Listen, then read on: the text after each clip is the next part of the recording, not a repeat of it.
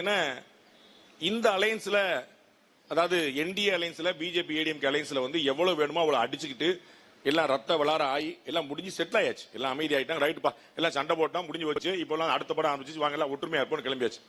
இப்பதான் அங்க சண்டே ஆரம்பிச்சிருக்காங்க.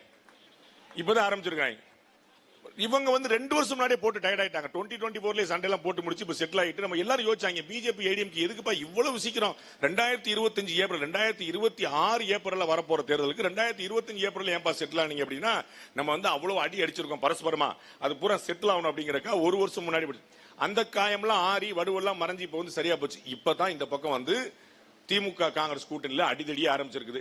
நான் போல மலை போல நம்பி இருக்கிறது மாணிக்கம் தாக்கூரை தான். அவர் வந்து உங்களை விட ரொம்ப சின்சியரா இருக்கிறாரு. அவர் வந்து I have to compliment him. அவர் தான் மலை போல நம்பி இருக்கிறேன். அவர் வந்து விடவே மாட்டேன்றாரு. தமிழக முதலமைச்சர் வந்து இந்த பக்கம் அவர் சொல்றாரு, கூட்டணி ஆட்சி எல்லாம் ஒத்து வராது அப்படின்னு சொன்னது யாருங்க? தமிழக முதலமைச்சர். இந்த பக்கம் இவர் ட்வீட் போடுறாரு, எது ஒத்து வரும் எது ஒத்து வராங்க மக்கள் முடிவு பண்ணுவாங்க.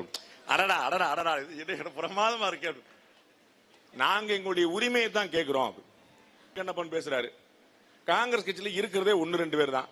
67க்கு அப்புறம் ஆட்சிக்கே வந்தது கிடையாது. அது சொன்னா கோவம் வேற படுறாங்க அப்படின்னு ராஜகண்ணப்பன் திமுக அமைச்சர் வந்து சொல்ல, இதை சொன்னா கோவம் வேற படுறாங்க அப்படின்னு உடனே அதை கட் பண்ணி அண்ணன் மாணிக்கத்தாக்கு ஊடகங்கள் பூரா வேலையை செய்யறதில்ல, எல்லா வேலையும் இப்போதைக்கு மாணிக்கத்தாக்கு தான் பண்றாரு. ராஜவேல் நாகராஜன் கஸ்தூரியோட கவலையெல்லாம் தீர்த்து வைக்கிறது வந்து மாணிக்கத்தாக்கு தான்.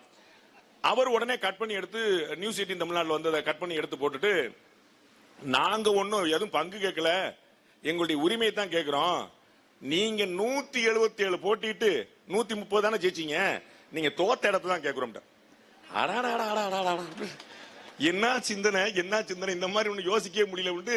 நீங்க உங்க ஸ்ட்ரைக்கிங் ரேட் என்னப்பா? நாங்க 25 வாங்கினோம், 18 ஜெயிச்சோம். நீங்க 180 போட்டிட்டு 135 ஜெயிச்சீங்க. யார் அதிகமா ஜெயிச்சிருக்கா? அப்ப நீங்க தோத்த இடங்களை கொடுங்க அப்படின்றாங்க. இப்ப யார் தோக்குறீங்களோ அவங்களுக்கு ஒரு போட்டி போல தெரியுது, எனக்கு தெரியல. இந்த சண்டை சுமூகமா முடிஞ்சிடும். அதுல வந்து ஒண்ணு குழப்பம்ல, நம்ம பயங்கரமா மல்லு கட்டி மான்கராத்தை எல்லாம் போட்டுட்டு அப்படியே விஜய் கூட போயிருவாங்க போல தெரிஞ்சு திரும்பி வந்து ஒண்ணு சேர்ந்துருவாங்க. எனக்கு காங்கிரஸுக்கு வந்து 20 வருஷமா கூட இருக்கிறாங்க. நீங்க வந்து சில வீட்டுல பொண்டாட்டி புருஷனுக்கு சண்டையை பார்த்தா அநேகமா சாயந்தரம் டைவர்ஸ் ஆயிரு நினைப்பீங்க, ஆசரவே மாட்டாங்க. அதுக்கப்புறம் 2 பேரும் மூசு உட்காந்துருப்பாங்க. அவன் வீட்டுக்காரன் பயங்கர கோவத்துல உட்காந்துருப்பான். வீட்டம்மா சொல்லுந்தா அந்த காஃபியை கொண்டாது கூடு அப்படிமா. அவர் காஃபி என் பொண்டாட்டி தெரியும், கோமா இருந்தாலும் காஃபி சாப்பிட்டா சாந்தமான தெரியும், ஒரு காஃபில செட்டில் ஆயிடுவாங்க. அத மாதிரி வந்து ஒரு 2 சீட்டு முன்ன பின்ன வந்து அந்த அது குடும்பம் வந்து செட்டில் ஆயிடும். ஏன்னா 20 வருஷமா கூட்டு கொடுத்துன இருக்காங்க காங்கிரஸும் திமுக. நீங்க புரிஞ்சுக்கணும், 2004 இருந்து தேவர் இன் அலையன்ஸ் அதர் தென் 2014 2014 தவிர அவங்க தொடர்ந்து அலையன்ஸ் இருக்காங்க. அதனால அந்த சண்டையெல்லாம் புரிந்து கொள்ளக்கூடிய சண்டை தான், ஒன்றும் பிரச்சனை இல்லை.